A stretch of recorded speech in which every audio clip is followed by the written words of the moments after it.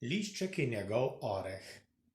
Prezebli in onemogli lišček je še zadnjimi močmi prhutal skozi grozovit snežni metež.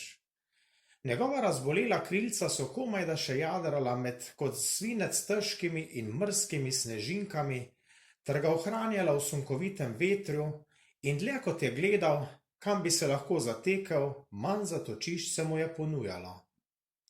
A tedaj je lišček tik pod seboj zagledal mogočno drevo, čigar čvrste veje so se pogumno zoperstavljale viharju.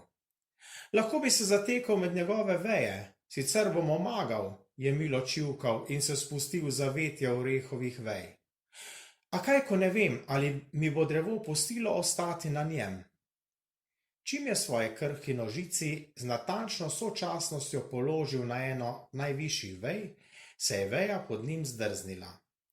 Iz njene dopline se je zaslišal gromek in odmeven glas prastarega oreha.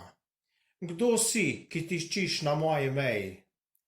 Lišček se je prestrašil, da ga orjaško drevo ne bi prepodilo in roteče čivknil. Jaz sem, lišček, pred metežem se skrivam in nikamor se nimam zateči. Mi dovoliš, da ostanem v kritju tvojih vej?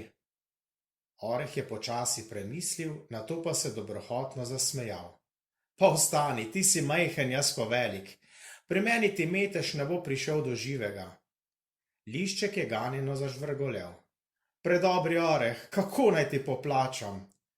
Oreh se je zopet globoko nasmejal. Stara drevesa ne potrebujemo ničesar. Lahko le malo zapoješ, ko bo viharja konec. Tej zimi že dolgo nisem slišal petja ptic. Lišček je res zapel, ko je bilo viharja konec, prav od srca. Staremu orehu je to tako dobro delo, da je od sreče pognal nekaj majhnih zelenih lističev in nazadnje ga je lišček poprosil, ali se na njem lahko ugnezdi. Veš, meni si najljubše drevo, tvoje veje so udobno gladke in tvoj mir tako domač, lahko ti pojem do konca dni. Oreh je zopet modro pomislil in dejal. Zelo star sem, morda prestar za novo gnezdo. A nazadnje je pristal. Lišček si je brž postavil gnezdo in v njem preživel 7 sončnih poletij in 7 zim. Drevo mu je dajalo senco, živež, zavetje pred mrazom, lišček pa mu je prepeval in mu pripovedoval o krajih, ki jih je preletel, in o morju, ki ga zakoreninjeno drevo nikdar ni moglo videti. Liškovo petje in njegove zgodbe o morju so drevesu vsak dan ogrelo staro srce. In drevo je postalo tako veselo, da so iz njegovega hrapavega debla nepričakovano pognali mladi zeleni listi, njegova skorja je postala prožnejša, plodovi pa nadvse sladki. Lišček in oreh sta postala tako dobra prijatelja, kot sta lahko le drevo in njegova ptica, in bivala v harmoniji, kakršna lahko obstaja le v živahnosti liščka in umirjenosti starega oreha. A na 8. jesen so se ljudje odločili staro drevo posekati.